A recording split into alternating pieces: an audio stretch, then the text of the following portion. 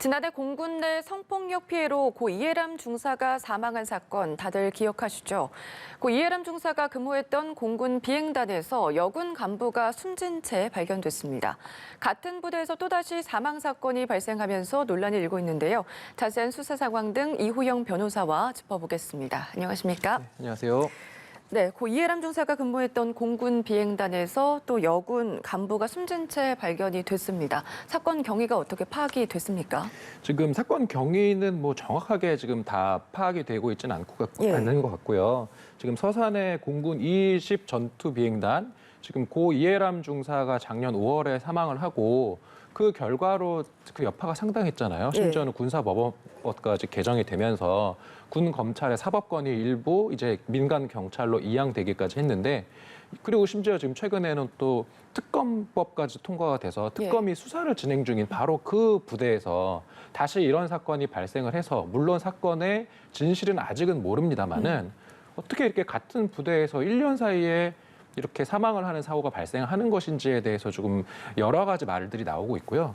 지금 이 최근 발생한 사고 같은 경우는 19일 오전 8시 10분 정도에 그 20 비행단의 그 영내 독신자 숙소에서 지금 임관한 지 갓 1년이 지난 20대 초반의 하사가 숨진 채 발견됐다라는 거고, 지금까지 나오는 것은 무언가 타살 정황까지는 아직 보이지 않는 것 같다. 결국은 또 극단적 선택을 한 것이 아니냐라는 정도의 이야기는 나오고 있는 상황입니다. 예, 말씀해 주셨는데 이런 사건이 발생을 계속하다 보니까 군 내부에서는 20 전투 비행단 자체가 문제가 있는 것 아니냐, 이런 목소리도 있더라고요. 20 전투 비행단 어떤 곳으로 알려지고 있나요? 그러니까 지금 말씀하신 것처럼 아니 거기 도대체 무슨 일이 벌어지는 거야? 라는 생각이 저부터도 들었어요. 실제로 지금 그 20 비행단 같은 경우는 지금 제가 오면서 보니까 이제 공군 장병들 사이에서는 격오지 중 하나라고 한다라는 거예요. 뭐냐면은 그 위치가 되게 그 도심에서 엄청 떨어져 있어가지고 그 기지 주변에 이렇다 할 문화시설이나 상업시설이 없으니까 그러면 자연스럽게 거기에서 생활하고 있는 장교들이나 장병들은 영내에서 계속 생활해야 되는 거고, 끝나고 어디 갈 데가 없으니까요. 그리고 지금 특히 이 이제 부사관들 같은 경우는 조금 상황이 독특한 게, 장교는 이제 2, 3년 정도 지나면은 임지를 다시 받아서 옮기고, 그다음에 사병들 같은 경우는 시간이 지나면은 또 전역하잖아요. 그런데 지금 부사관들 같은 경우는 이런 게 없이 계속 한 부대에 오래 근무를 하다 보니까 계속 어떤 한 곳에 여러 사람들이 오래 부대 끼고 혹시라도 그 안에서 뭔가 가혹행위를 한다거나 아니면은 맞지 않는 사람과 계속 같이 근무를 하면 뭔가 탈출구가 없을 가능성이 있잖아요. 그런 어떤 여러 가지 구조적인 문제가 있는 것이 아니냐, 좀 이런 얘기들이 나오고 있는 상황입니다. 네, 정황이 정확히 파악이 돼야지 알 수 있겠지만, 보니까 또 A 여사는 10대 시절에 군인 양성을 위한 학교를 다녔기 때문에 군대 문화나 분위기에 어색함을 느낄 상황은 아니었다, 이런 내용도 있더라고요.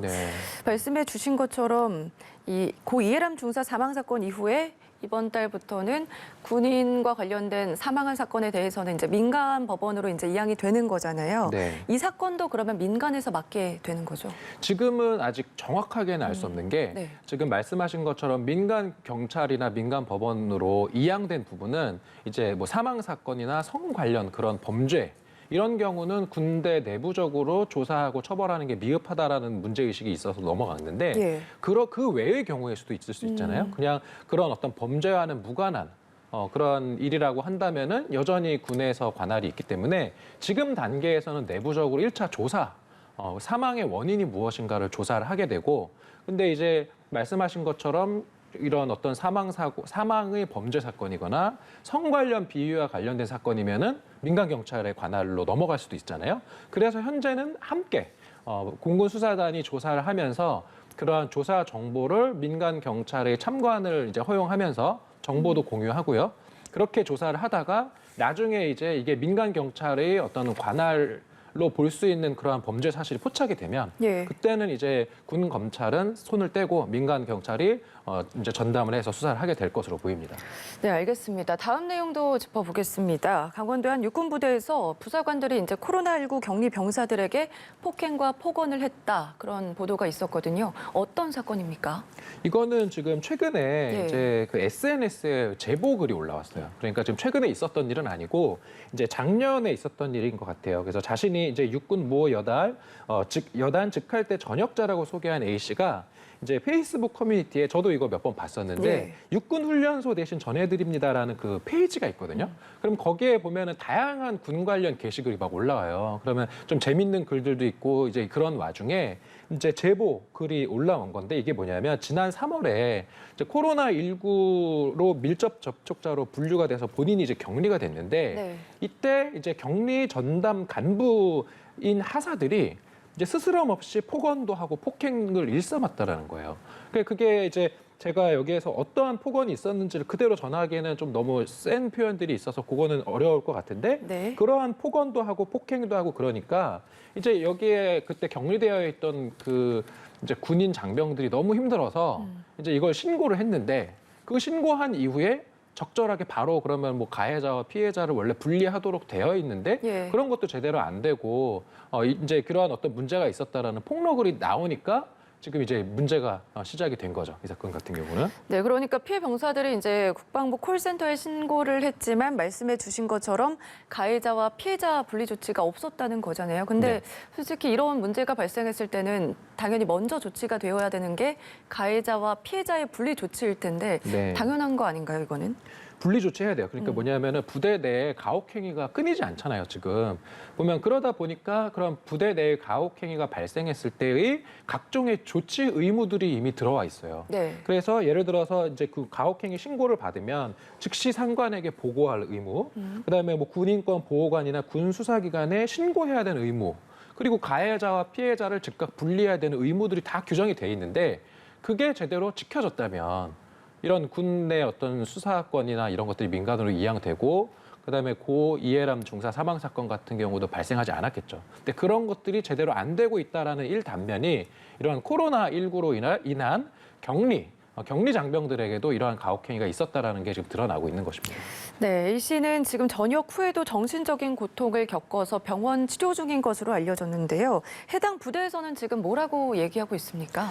그러니까 해당 부대에서는 적절하게 조치했고 그다음에 가해자들에 대해서 이제 법과 원칙에 따라서 징계 절차를 진행 중이다. 지금 이렇게만 밝혔는데 네. 그것이 그러면 어느 정도로 적절하게 이런 조사나 징계가 되고 있는지는 사실 뭐 밖에서는 알기가 쉽지 않잖아요. 예. 그렇기 때문에 결국은 군 내부에 대한 사회의 어떤 통제, 그다음에 그러한 공개, 정보 공개 이러한 것들이 지속적으로 좀 필요한 것이 아닌가 싶습니다. 네, 알겠습니다. 다음 내용도 넘어가 보겠습니다.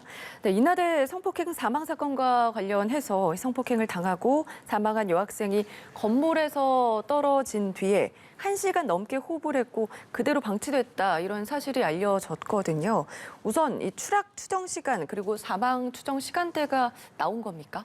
지금은 뭐 추정이긴 합니다만은 추락 시간대가 그 사건이 일어난 오전 1시 30분에서 3시 49분 정도 사이로 지금 추정된다라는 것이 하나 나왔고 예.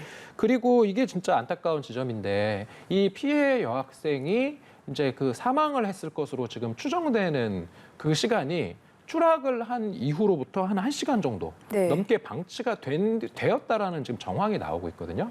그러니까 사실은 이 피해 여학생이 사망을 한 것도 대단히 안타깝지만 만약에 이 가해자가 뭐 사고는 칠 수 있다 손 치더라도 사고를 친 이후에 신고만 좀 해줬더라도 결국은 피해자가 죽지 않을 수도 있었던 것이 아니냐 하는 이런 안타까운 분석이 나오고 있는 상황입니다. 네, 소방당국에 따르면 현장 도착 당시에 피는 많이 흘리고 있었지만 심정지 상태는 아니었고 다소 약하지만 호흡 맥박도 있었다. 이런 내용이 나왔었는데 그렇다면 추락 직후에 바로 병원으로 이송이 됐다면 그럼 사망하지 않을 가능성도 있다. 조심스럽게 예측해 볼 수 있을까요? 그렇게 볼 수 있을 것 같고요. 그래서 이 사건의 사실은 주요 쟁점이 될 것 같아요. 수사를 하는 과정에서 그러면 피해자의 사망 시각과 그다음에 그 당시에 그러니까 피해자가 추락을 했을 때의 그 다친 그 상해 정도 그다음에 그 정도 만약에 상해가 있으면은 어느 정도 시간 내에 적절한 만약 의학적인 조치가 취해졌다면 예를 들어서 그게 지금 1시간이 될 수 있는데 그 1시간 내에 만약에 적절한 의학적인 조치가 취해졌다면 충분히 살았을 수도 있었다. 만약에 이러한 정도의 어떤 수사 자료나 의학적인 소견이 뒷받침이 된다면 이 사건은 지금 수사를 하면서 사건에 그 지금 이제 그 붙여져 있는 죄명이 준강간 치사하거든요. 예. 그러면은 어떤 의식이 없는 피해자를 간음을 한다라는 게 중간간이고, 그다음에 그러한 중간간으로 인해서 그 이후에 피해자가 사망을 했는데 다만 피해자의 사망에 대해서 가해자가 고의는 없다. 가해자가 일부러 죽인 것은 아닌데 어떻게 하다 보니까 피해자가 사망에 이르는 것이다라는 게 지금 받고 있는 혐의인데, 만약에 1시간 이내에 신고를 해서 피해자가 살았을 수도 있다. 그리고 그러한 상황을 가해자가 충분히 인식하고 있었다면 어떻게 바뀌냐면요. 만약에 내가 지금 가해자 입장에서 네. 신고를 안 하고 그냥 놔두고 도망가면 피해자가 죽을 수도 있다는 걸 알았다라는 거 볼 수도 있잖아요. 그러면은 내가 지금 그냥 놔두고 도망가면 피해자가 죽을 수도 있다는 것을 알면서도 그냥 놔두고 갔다라고 하면 이게 바로 이제 어떤 범죄에서 말하는 고의 중에서 미필적 고의에 해당될 여지도 있어요. 그래서 조사하는 과정에 어떤 가해자의 미필적 고의를 인정할 만한 어떤 그러한 자료들이 만약에 나온다면 예. 죄명이 바뀌고 처벌의 수위도 훨씬 높아질 수도 있습니다. 네, 지금 피의자 입장에서는 밀지 않았다, 고의성이 없다 이런 주장을 하고 있지만 말씀해 주신 것처럼 도주한 부분에 대해서는 상식적으로 이제 건물에서 떨어졌으니까 당연히 상식적으로 이제 구조할 수밖에 없는 상황인데 이런 게 뭔가 더해진다면 더 높은 형량을 받을 가능성이 있다 이런 말씀이신 거죠? 그렇죠. 그러니까 적용하는 법조 자체가 그냥 달라져 버리는 거고 치사가 아니라 살해죄가 될 수가 있다는 것이고 네. 그렇다라고 하면은 법정형 자체가 확 올라갈 수도 있다라는 거죠.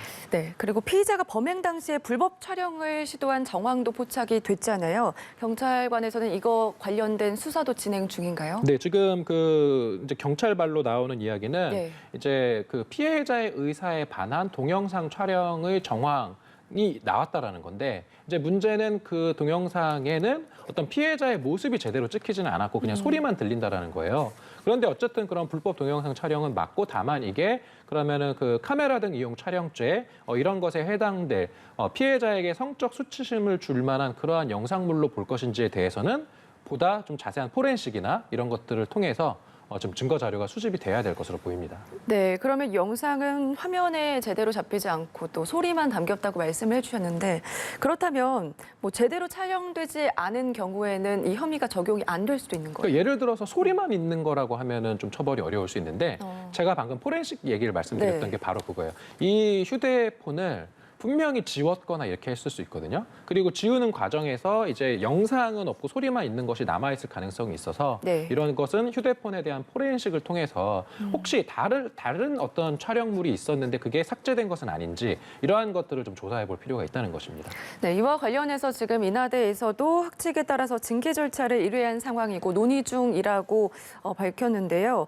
교육부에서도 캠퍼스 내 야간 출입 통제 강화, CCTV를 증설해야 된다 이런 대책을 내놓은 상황이거든요. 근데 일각에서는 너무 늦은 지금 대책 아니냐 이런 지적도 있는데 어떻게 보십니까?